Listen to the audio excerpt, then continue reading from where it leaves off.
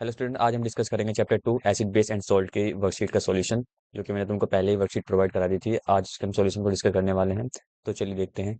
और इसी चैप्टर बहुत ज़्यादा इंपॉर्टेंट है, और मेरे वर्कशीट के थ्रू अगर तुम चीज़ रिवाइज करना स्टार्ट करोगे तो तुमको पता चल जाएगा कौन सी चीज़ क्या है और क्या क्या चीज़ें इंपॉर्टेंट है। और जो वर्कशीट के क्वेश्चन है वो बहुत ज़्यादा सीक्वेंस में बनाए गए हैं, क्योंकि चैप्टर के 20 में से क्वेश्चन बने हैं। तो देखते हैं क्या है क्वेश्चन। सबसे पहला क्वेश्चन जो है हमारे पास, what is the difference between acid and base. Acid और बेस के बीच में डिफरेंस क्या होता है। ठीक है, तो सबसे पहला डिफरेंस देख लेते हैं क्या होता है एसिड एंड बेस। सबसे पहली बात, एसिड क्या होते हैं। तो ऐसे सब्सटेंस जो कि प्रोड्यूस करते हैं H प्लस आयंस को, यानी कि ऐसे सब्सटेंस जो H प्लस आयंस को प्रोड्यूस करते हैं उनको एसिड बोला जाता है। और ऐसे आयंस या फिर सब्सटेंस जो कि OH नेगेटिव आयंस को प्रोड्यूस करते हैं उसको बोलते हैं क्या, बेस। दूसरा पॉइंट क्या बोलता है, दूसरा पॉइंट ये बोलता है कि अगर कोई सब्सटेंस क्या बोलते हैं सोर है यानी खट्टा है, तो इसका मतलब क्या है, उसका वो अंदर एसिड है, यानी कि वो एसिडिक प्रॉपर्टी को शो करेगा। और यदि कोई सब्सटेंस क्या बिटर है, बिटर यानी कि कड़वा है, तो समझ जाना है कि वो क्या है, बेस है। ठीक है, तो एसिड का टेस्ट कैसा होता है, सोर होता है, और बेस का बिटर होता है। तीसरा पॉइंट क्या है, जो एसिड होते हैं वो ब्लू कलर के लिटमस पेपर को कन्वर्ट कर देते हैं रेड कलर में, यानी कि लिटमस पेपर एक इंडिकेटर होता है जो कि हमें हेल्प करता है ये डिटरमाइन करने में कि गिवन सॉल्यूशन जो है वो एसिडिक है या फिर बेसिक है।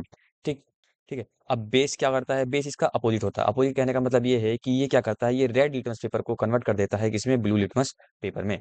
तो तुमको एसिड बेस में अगर डिफरेंस आता है तो तुमको ये पॉइंट लिख देने हैं, तुमको फुल मार्क्स मिल जाएंगे। अब आते हैं नेक्स्ट क्वेश्चन पे कि वो क्या है। नेक्स्ट क्वेश्चन में देखो, तुमको क्वेश्चन पूछा गया है कि डिफाइन इंडिकेटर्स, इंडिकेटर्स क्या होते हैं, और पूछा गया है कि उसके टाइप्स कितने होते हैं और उससे एग्जांपल भी बताओ। तो इंडिकेटर्स क्या होते हैं, सिंपली जो मैंने अभी तुमको बताया है कि लिटमस पेपर क्या हेल्प करता है हमको ये डिफाइन करने में कि सॉल्यूशन एसिडिक है या फिर बेसिक है। तो इंडिकेटर भी वही होते हैं। इंडिकेटर्स क्या करते हैं, indication are the substance which is use to determine the given solution is acidic और बेसिक। ये हमको हेल्प करते हैं कि गिवन सॉल्यूशन एसिडिक है या फिर बेसिक है। अब ये दो टाइप के होते हैं, कौन कौन से, एक नेचुरल इंडिकेटर, एक सिंथेटिक इंडिकेटर। अब नेचुरल के नाम से ही तुमको समझ में आ गया होगा कि जो नेचुरली निकलते हैं या फिर नेचुरल में प्रेजेंट होते हैं उसको बोलते हैं नेचुरल इंडिकेटर। इसका एक एग्जांपल है टर्मरिक। टर्मरिक का नाम तुमने सुना ही होगा, क्या होता है, हल्दी होती है। तो ये क्या है, एक इंडिकेटर है जो कि हमें ये बताता है कि वो एसिडिक है या फिर बेसिक है, क्या गिवन सॉल्यूशन। सिंथेटिक इंडिकेटर बहुत ज़्यादा इंपॉर्टेंट है, मिथाइल ऑरेंज और फिनोल्फेथलीन। इससे क्वेश्चन आता है कि मिथाइल ऑरेंज और फिनोल्फेथलीन के कलर क्या-क्या होते हैं जब उनको एसिडिक या फिर बेसिक मीडियम में डाला जाता है। ठीक है, तो ये पूछेंगे कि मिथाइल ऑरेंज का colour acidic medium, basic medium या फिर न्यूट्रल कंडीशन में क्या होगा। तो जो मिथाइल ऑरेंज होता है मिथाइल ऑरेंज का कलर एसिडिक मीडियम में होता है रेड। अगर एसिडिक मीडियम है, इसको रखेंगे एसिडिक मीडियम में, तो इसका जो कलर हो जाएगा वो हो जाएगा रेड। अगर इसी को मैं बेसिक मीडियम में रखता हूँ, तो बेसिक मीडियम में जो मिथाइल ऑरेंज का कलर होता है वो होता है येलो। तुमसे पूछा जाएगा कि जो अगर मैं इसको न्यूट्रल मीडियम में रखता हूँ तो इसका कलर कैसा होगा, तो तुम्हें बता देना है कि अगर ये न्यूट्रल मीडियम में रखा जाता है तो इसका कलर हो जाता है ऑरेंज। नाम में ही इसके ऑरेंज आ रहा है, तो मिथाइल ऑरेंज। ठीक है, अब बात आती है फिनोल्फेथलीन का कलर क्या क्या होता है। तो फिनोल्फेथलीन का अगर एसिडिक मीडियम में रखा जाए तो एसिडिक मीडियम में ये कलर लेस होता है, और बेसिक मीडियम में ये पिंक हो जाता है, और जो न्यूट्रल मीडियम होता है वहां पर ये क्या हो जाता है, कलर लेस हो जाता है। तो तुमको ये चीज ध्यान होनी चाहिए, इससे एमसीक्यू में क्वेश्चन बन सकता है, तो तुम्हें पता होना चाहिए। ठीक है, नेक्स्ट क्वेश्चन देखते हैं क्या बोल रहा है। नेक्स्ट क्वेश्चन हमारे पास है, define the litmus solution. Litmus solution से बहुत कम क्वेश्चन आता है, बट तुमको पता होना चाहिए लिटमस सॉल्यूशन होता क्या है। तो लिटमस सॉल्यूशन कहने का मतलब ये है, लिटमस सॉल्यूशन एक पर्पल डाई होती है। पर्पल डाई यानी कि एक पर्पल कलर का सब्सटेंस होता है जो कि एक्सट्रैक्ट किया जाता है लिचिन से। अब तुम बोलोगे लिचिन क्या होता है, तो लिचिन जो होता है एक टाइप का प्लांट होता है जो बिलोंग करता है थेलोफाइटा फैमिली से। तो इसका जो सॉल्यूशन होता है वो न्यूट्रल होता है, और इसका कलर कैसा होता है, पर्पल होता है। ठीक है, तो ये ज़्यादा इंपॉर्टेंट नहीं है, बट मैंने इसको इसमें डाला है क्योंकि बुक में था। ठीक है, अब देखते हैं नेक्स्ट क्वेश्चन हमारा जो है, इंपॉर्टेंट क्वेश्चन है, फोर्थ क्वेश्चन। इसका बोलते हैं ऑल्फैक्टरी इंडिकेटर्स क्या होते हैं, विद एग्जांपल उनको एक्सप्लेन कीजिए। तो ऐसे सब्सटेंस जिनकी ओडोर यानी स्मेल चेंज हो जाती है जैसे ही वो कांटेक्ट में आते हैं, या तो एसिडिक या फिर बेसिक मीडियम में। इसकी डेफिनेशन भी सिंपल सी ऐसी ही लिखी हुई है, the substance which change their odour in acidic और बेसिक मीडिया। मीडिया यानी कि जो भी मीडियम में पहुंच जाते हैं उसको बोलते हैं ऑल्फैक्टरी इंडिकेटर, जिसका एग्जाम्पल होता है वेनिला और अनियन। ठीक है, सिंपल सिंपल सी डेफिनेशंस है, तुमको याद हो जानी चाहिए, मुझे लगता है ऐसा। अब देखते हैं फिफ्थ क्वेश्चन क्या है। फिफ्थ क्वेश्चन में हमसे पूछा गया है कि what happen when acid react with metal. क्या होगा जब एसिड की रिएक्शन हम मेटल के साथ करवाते हैं। तो देखते हैं, तो यहाँ पर ध्यान से देखो, जब एसिड की रिएक्शन, यानी एसिड हमने क्या लिया यहाँ पर HCl, और मेटल क्या लिया हमने, सोडियम। तो जब एसिड की रिएक्शन हमने मेटल के साथ यानी सोडियम के साथ करवाई तो हमें क्या मिला, NaCl मिला और H2 मिला। तो इससे हमें ये पता चला कि जब कोई भी एसिड मेटल के साथ रिएक्शन करता है तो उसमें से एक गैस निकलती है जिसका नाम है हाइड्रोजन, और बनता क्या है, हमारे पास सॉल्ट बनता है। ठीक है, तो कोई भी मेटल जब भी एसिड के साथ रिएक्शन करेगा तो सॉल्ट और हाइड्रोजन गैस को निकालेगा ही निकालेगा। लेकिन आगे एक क्वेश्चन है जिसमें ये बोला जाता है कि एक एसिड का नाम बताओ जो मेटल के साथ रिएक्शन तो करता है लेकिन हाइड्रोजन गैस नहीं निकलती है। बहुत ज्यादा इंपॉर्टेंट क्वेश्चन है, वो भी मैं तुमको आगे बता दूंगा। अब क्वेश्चन नंबर 6 देखते हैं। क्वेश्चन नंबर 6 क्या बोल रहा है, क्वेश्चन नंबर 6 बोलता है व्हाट हैपन व्हेन, देखो व्हाट हैपन व्हेन को मैं शॉर्ट में WHW लिख रहा हूँ तो कंफ्यूज नहीं होना है। तो what happen when metal carbonate and metal hydrogen carbonate react with acid, जब दोनों ही रिएक्शन करते हैं एसिड के साथ तब क्या क्या होता है, उनकी रिएक्शन को एक्सप्लेन कीजिए या फिर लिख कर दिखाइए। तो देखो, सोडियम कार्बोनेट या फिर मेटल कार्बोनेट, ध्यान रखना मेटल यानी सोडियम, कार्बोनेट यानी CO3। तो जब मेटल कार्बोनेट ये हो गया, और नीचे वाला देखोगे तो मेटल हाइड्रोजन कार्बोनेट, उसको हाइड्रोजन कार्बोनेट क्यों किया, क्योंकि यहाँ पर हाइड्रोजन आ रहा है। ठीक है, तो मेटल हाइड्रोजन कार्बोनेट और मेटल कार्बोनेट इन दोनों की रिएक्शन हमने करवाई HCl से यानी कि एसिड से, दोनों एसिड है। जैसे ही हमने रिएक्शन करवाई तो दोनों का तुम जब प्रोडक्ट देखोगे तो क्या बन रहा है, NaCl बन रहा है, NaCl बन रहा है दोनों में, वाटर बन रहा है यानी H2O, CO2 और CO2। तो दोनों ही जो रिएक्शन होती हैं वो सेम प्रोडक्ट को देती हैं। तो ये होता है जब मेटल कार्बोनेट और मेटल हाइड्रोजन कार्बोनेट आपस में एसिड के साथ रिएक्शन करते हैं। ठीक है, now move to the next question, question number 7।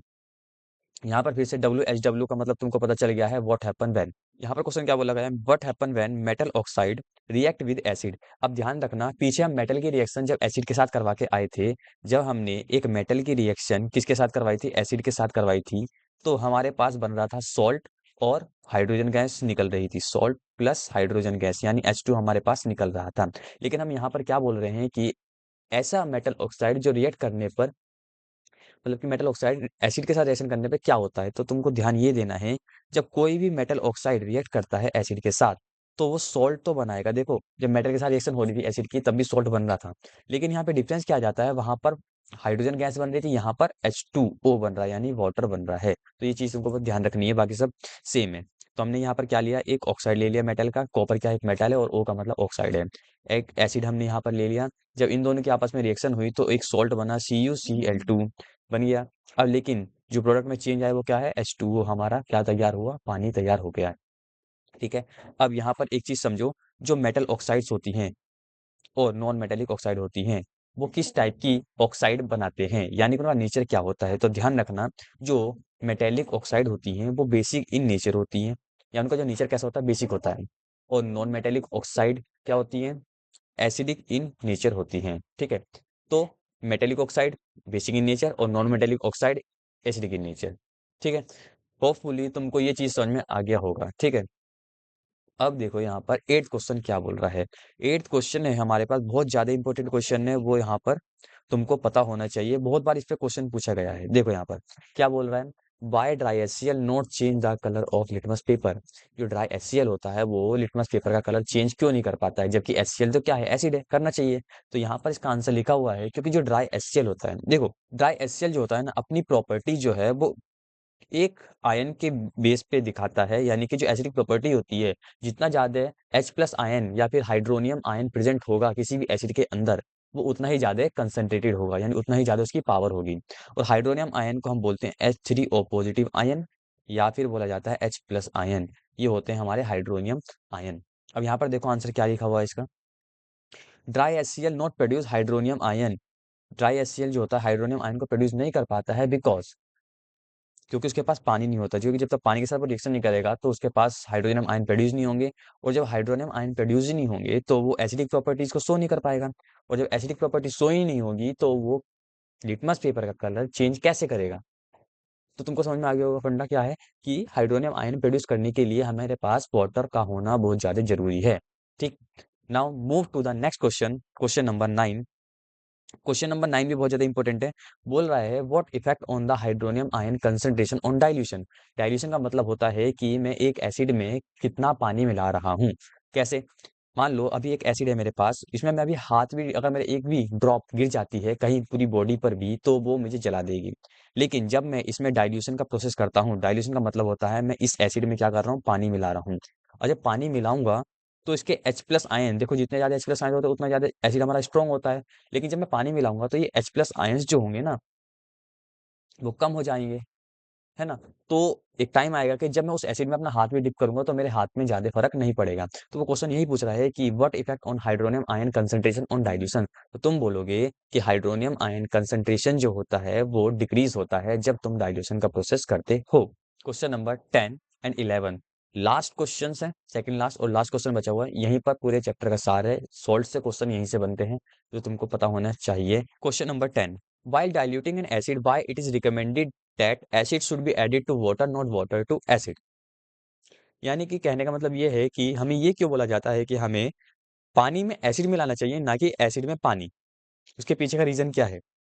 तो देखो सिंपल है, बिकॉज व्हेन एसिड और बेस डिसॉल्व इन वाटर, देखो वाटर में जब दोनों को डिसॉल्व करते हैं ना, तो वो हाईली एक्सोथर्मिक रिएक्शन होती है। एक्सोथर्मिक रिएक्शन तुमको मैं पढ़ा चुका हूँ क्या होती है, कि जिसमें ज्यादा से ज्यादा हीट निकलती हो। और जब ये रिएक्शन होती है ना, तो large amount of heat produce होगी, और जब large amount of heat produce होगी तो जो सॉल्यूशन है हमारा जो बनेगा, उसके छलकने यानी स्प्लैश आउट। स्प्लैश आउट कहने का मतलब है कि उसका बाहर आने का जो प्रोबेबिलिटी है वो बढ़ जाती है, जिससे कि एक्सीडेंट हो सकता है। तो उस एक्सीडेंट को रोकने के लिए हम क्या करते हैं, पानी में एसिड मिलाते हैं, ना कि एसिड में पानी। तो यही मैंने इसी लैंग्वेज जो मैं तुमको बताया वही आंसर में लिखा हुआ है। और बहुत ज्यादा इंपॉर्टेंट क्वेश्चन है, कई बार ये एग्जाम में पूछा भी गया है। तो वर्कशीट के थ्रू तुम रिवाइज करोगे तो बहुत सिंपल सिंपल क्वेश्चन जो आएंगे तुम्हारे 2-2 नंबर में, वो तुम आराम से कर लोगे। ठीक है, अब मूव करते हैं last question but not least. इसके अलावा भी बहुत से क्वेश्चन हैं, बट अगर तुम इतना कर लेते हो तो तुम्हारा जो मोटा मोटा चैप्टर है वो कंप्लीट हो जाएगा। ठीक है, write the chemical name and formula of the sodium salt. देखो, sodium salt, bleaching powder, baking soda, washing soda, POP और जिप्सम, इनके तुमको केमिकल फॉर्मूला, केमिकल नेम और यूजेस लिख के दिखाने हैं। ठीक है, देखो यहाँ पर सबसे पहले आता है हमारे पास सोडियम सॉल्ट। ये है हमारे पास पहला वाला सोडियम सॉल्ट। सोडियम सॉल्ट क्या होता है? सोडियम सॉल्ट का जो जनरल नेम होता है, तुमसे बोलेंगे COUSTIC, कास्टिक सोडा बोला जाता है। इसका जनरल नेम होता है कास्टिक सोडा। केमिकल नेम क्या होता है इसका? Sodium hydroxide. ठीक है, जो कि यहाँ पे इसका फॉर्मूला लिखा हुआ है, सोडियम हाइड्रोक्साइड। अब देखते हैं दूसरा कंपाउंड हमारे पास, ब्लीचिंग पाउडर। ब्लीचिंग पाउडर क्या होता है? ब्लीचिंग पाउडर का जो केमिकल फॉर्मूला होता है वो होता है CaOCl2। और केमिकल नेम क्या होता है? Calcium oxychloride. ये ब्लीचिंग पाउडर बनता है Cl2 से। यहाँ पर दो क्वेश्चन नहीं है। कौन कौन से क्वेश्चन नहीं है? एक है क्लोर एल्कलाइ प्रोसेस किसको बोला जाता है, दूसरा ब्राइन किसे बोला जाता है, और तीसरा क्रिस्टलाइजेशन, वाटर क्रिस्टलाइजेशन किसे बोलते हैं। तो मैं तुमको अभी बता दूंगा आगे, पहले इस क्वेश्चन को कंप्लीट करते हैं। अब देखो, इस ब्लीचिंग पाउडर का यूज कहाँ कहाँ पे किया जाता है। इसका ऑक्सीडाइजिंग एजेंट की तौर पर यूज करते हैं कई सारी केमिकल इंडस्ट्रीज में। दूसरा पॉइंट, ड्रिंकिंग वाटर को जम्स फ्री बनाने में भी ब्लीचिंग पाउडर का यूज किया जाता है। तो हमको सोडियम सॉल्ट पता चल गया, ब्लीचिंग पाउडर पता चल गया। अब बेकिंग सोडा पे आते हैं। बेकिंग सोडा का जनरली तुमने नाम सुना होगा, किचन में जो हम यूज करते हैं, किचन में जो किसी भी डिश को क्रिस्पी बनाने के लिए, कड़क बनाने के लिए हम बेकिंग सोडा का यूज करते हैं। और बेकिंग सोडा का फॉर्मूला होता है NaHCO3, सोडियम हाइड्रोजन कार्बोनेट। अभी तुम इसको पीछे पढ़ के आ रहे हो, जब हमने रिएक्शन करवाई थी सोडियम कार्बोनेट और सोडियम हाइड्रोजन कार्बोनेट की, किसके साथ? एसिड के साथ। तो सोडियम हाइड्रोजन कार्बोनेट, ये होता है इसका केमिकल नेम। केमिकल फॉर्मूला तुमको बता दिया, और जनरल फॉर्मूला इसका होगा बेकिंग सोडा। इसका यूज कहाँ कहाँ पर होता है? किचन में यूज होता है, और हेल्प होता है कि बेकिंग पाउडर बनाने में भी इसका यूज किया जाता है। Now move to the next, washing soda क्या होता है? वॉशिंग सोडा का जो फॉर्मूला होता है, केमिकल फॉर्मूला, वो होता है Na2CO3.10H2O। ये .10H2 है, इसी को बोलते हैं वाटर ऑफ क्रिस्टलाइजेशन, जो मैं तुमको आगे बता दूंगा अभी। सोडियम कार्बोनेट हाइड्रेटेड या फिर हाइड्रेटेड सोडियम कार्बोनेट इसका केमिकल नेम होता है। यूजेस क्या होते हैं? इसका यूज किया जाता है removing the permanent hardness of the water. Water के अंदर जो हार्डनेस प्रेजेंट होती है, और उसको रिमूव करने में इसका हेल्प यूज किया जाता है। अब हार्डनेस और सॉफ्टनेस तुमको पता ही होगा, अगर तुमने चैप्टर नंबर 4 पढ़ा होगा अच्छे से, तो नहीं पढ़ा है तो आगे उसकी वीडियो में डाल चुका हूँ, तो तुम देख सकते हो, या फिर आ जाएगी इन फ्यूचर। ठीक है, अब देखो यहाँ पर, use in the glass shop industries, यानी कि जो ग्लास और सॉप और पेपर की इंडस्ट्रीज होती है, वहां पर ये वॉशिंग सोडा का यूज किया जाता है। Last but not least, plaster of Paris बहुत ज्यादा इंपॉर्टेंट है, इससे तो क्वेश्चन भर भर के आता है। प्लास्टर ऑफ पेरिस सबसे पूछा जाता है, सबसे पहले ये पूछेंगे कि प्लास्टर ऑफ पेरिस को हम बनाते कैसे हैं। प्लास्टर ऑफ पेरिस का जनरल नेम क्या, जनरल नेम बोल रहा हूँ, केमिकल नेम क्या होता है और केमिकल फॉर्मूला क्या होता है। तो यहाँ पर देखो, इसका केमिकल फॉर्मूला होता है CaSO4, ये नहीं है sorry, CaSO4 dot half H2O, इसको बोलते हैं हम प्लास्टर ऑफ पेरिस का कैल्शियम सल्फेट हेमीहाइड्रेट, हमारा फॉर्मूला इसका होता है। हेमीहाइड्रेट यानी 1/2 हाफ H2 या 1/2 H2O। ठीक है, इसको बनाएंगे कैसे? ये बनता है जिप्सम से। अब तुम बोलोगे जिप्सम क्या होता है? देखो यहाँ पर जिप्सम होता है, जब इस जिप्सम का फॉर्मूला ये होता है, इसको हीट किया जाता है 373 केल्विन पर। तो ये क्या करता है, जो वाटर ऑफ क्रिस्टलाइजेशन है यानी जो वाटर इसमें प्रेजेंट है उसको वो लॉस कर देता है। जब लॉस कर देता है तो हमारा एक न्यू कंपाउंड तैयार होता है जिसको बोलते हैं प्लास्टर ऑफ पेरिस। अब इस प्लास्टर ऑफ पेरिस के बारे में तुमसे पूछा जाएगा कि इसका यूजेस क्या होते हैं, कौन कौन इसका यूज करता है, तो ये टॉयज बनाने में काम किया जाता है, डेकोरेशन आइटम्स को बनाने में ये इसका यूज किया जाता है, और जनरली इसका यूज डॉक्टर्स करते हैं जब कोई भी फ्रैक्चर हो जाता है किसी भी के भी हैंड में या फिर कहीं पर भी, तो उसको सपोर्ट देने के लिए हम पीओपी का यूज करते हैं, तब जाके उसको सपोर्ट मिल पाती है और वो फ्रैक्चर ठीक हो पाता है। तो ये था प्लास्टर ऑफ पेरिस के बारे में। यहाँ से पूछा जाता है प्लास्टर ऑफ पेरिस कैसे बनता है। तो जितनी भी चीजें तुमको यहाँ पे बताई गई हैं वो सारी इंपॉर्टेंट हैं। इस वर्कशीट के थ्रू तुमको पूरा चैप्टर रिवाइज हो जाएगा, और जो जनरल क्वेश्चन बनते हैं, डायरेक्टली क्वेश्चन जो पूछे जाते हैं, वो इस वर्कशीट के थ्रू तुम्हारा हो जाएगा। ठीक है, अब बात आती है कि सर हमको वाटर क्रिस्टलाइजेशन, ब्राइन और क्लोर एल्कलाई प्रोसेस को एक बार समझा दीजिए। अब ब्राइन क्या होता है? ब्राइन का मतलब होता है कि aqueous solution of sodium chloride, यानी कि सोडियम क्लोराइड का एक्वस सॉल्यूशन को बोलते हैं ब्राइन। तो क्या बोला है? Aqueous solution of sodium chloride, NaCl के सॉल्यूशन को हम बोलते हैं ब्राइन। और जब इस सॉल्यूशन के अंदर से इलेक्ट्रिसिटी को पास किया जाता है तो ये अपने पार्ट्स में टूट जाता है। इसी को बोला जाता है क्लोर एल्कलाई प्रोसेस। यानी कि देखो सिंपल डेफिनेशन मैंने क्या लिखी हुई है यहाँ पर, when electricity is pass through the aqueous solution of sodium chloride, या फिर ब्राइन के अंदर से जब इलेक्ट्रिसिटी को पास किया जाता है तो वो टूट जाता है इनटू इट्स आयंस, अपने आयंस में वो टूट जाता है, और सोडियम हाइड्रोक्साइड को प्रोड्यूस करता है। इसी प्रोसेस को क्लोर एल्कलाई प्रोसेस बोलते हैं। क्लोर जो आता है इसके अंदर जो टर्म आई है वो Cl की वजह से आती है, क्योंकि Cl भी प्रोड्यूस होता है, और एल्कली यानी कि बेस यानी कि NaOH बनता है। इसी वजह से इसको क्लोर एल्कलाई प्रोसेस बोला गया है। अब लास्ट जो हमारा क्वेश्चन रह गया था, वाटर ऑफ क्रिस्टलाइजेशन किसको बोला जाता है? तो वाटर ऑफ क्रिस्टलाइजेशन कहने का मतलब ये है, fixed number of water molecules present in the one formula unit of salt. Salt के वन फॉर्मूला यूनिट में जो प्रेजेंट होती है वाटर के मॉलिक्यूल, उसको बोला जाता है। फॉर एग्जांपल जैसे यहाँ पर लिखा हुआ है 10H2O, ये क्या है? हमारा वाटर ऑफ क्रिस्टलाइजेशन है जो यहाँ पर प्रेजेंट है।